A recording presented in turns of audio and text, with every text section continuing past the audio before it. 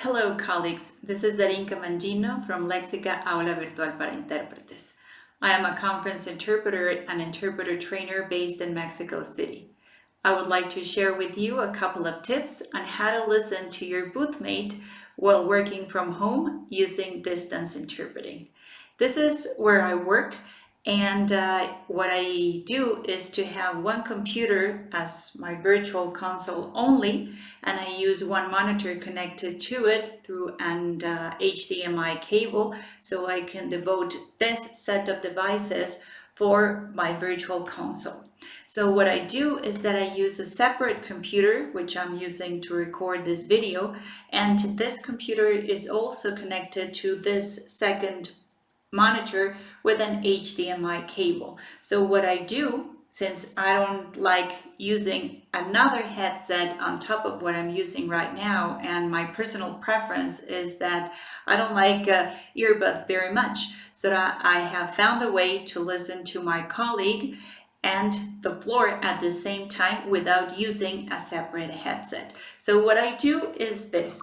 I log on to the meeting with a separate account, and that prevents my connection from disrupting this other connection that I have for my interpreting work. So on a second device and in a different monitor, what I do is that I have the possibility to listen to my boothmate from the RSI platform that it's being chosen and that I use to work, and I just activate the sound on this monitor, and the only thing that I have to do is to increase the volume here on my monitor. As you can see, it is up to 100%, and I just have to activate the sound here.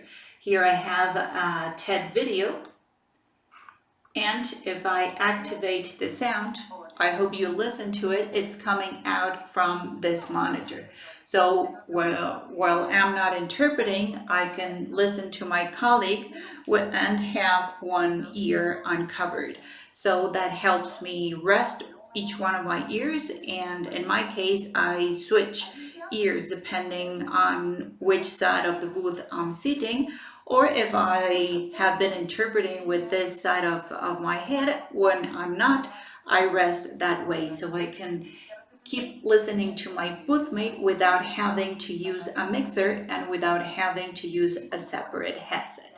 And when it's my time to take the floor, well, I just mute, in this case the video, and whenever I'm using another platform, well, I just mute it so I can take over and not interfere with the audio that I'm sending through this headset, because I have muted myself, of course, because my voice is going to be coming out from that channel if it's Spanish, for example. So this is one way I can listen to my colleague without having to use a separate headset. Another thing that I've discovered is that while working with distance interpreting platforms, well, I spend a lot of time sitting down because I want to be here. I want to help my boothmate, and I want to be there just in case anything happens. So that restricts my mobility, and of course, if I want to stand up, or if I just want to go out and breathe some fresh air, or go down to the kitchen and get myself a cup of tea, well, I can't, because this is how far I can go. It depends on how long this cord is. So I came up with an idea that it has worked pretty well for me, and I actually used the equipment that I had sitting in my closet waiting for social distancing to be over. So actually this tip that I'm going to share with you, it's going to be useful when we are deconfined and go back to normal. So what I did was to use my DigiWave equipment. This is a transmitter that I would use to give to the speaker. Instead of plugging the lavalier microphone, what I did was to connect a sound line directly to the transmitter, and I plugged it to the monitor. So this has a connection to have the sound out. So I plugged it here.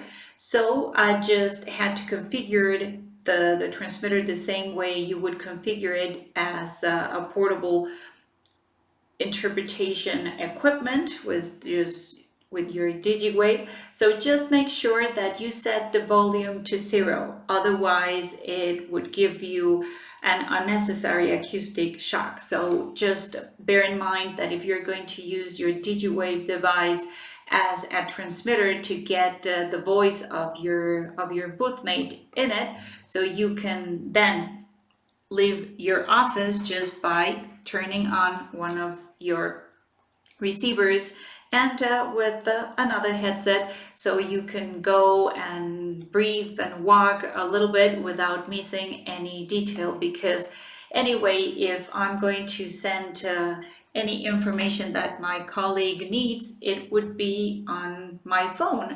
If we have decided to use a parallel communication channel besides the chat that most RSI platforms have, well, it's usually WhatsApp, Facebook, or whatever means you decide. So I can still be in close contact with my colleague and listen to him or her using my DigiWave equipment. So this are my 2 cents for all of the nice tips that we have discovered and shared in terms of how to listen to your colleague, just in case the platform that you are using does not allow to listen to both feeds at the same time. But still, even if the platform allows that, well, you can as well leave your office for a minute or two and still be in touch with your boothmate. I hope you found this couple of tips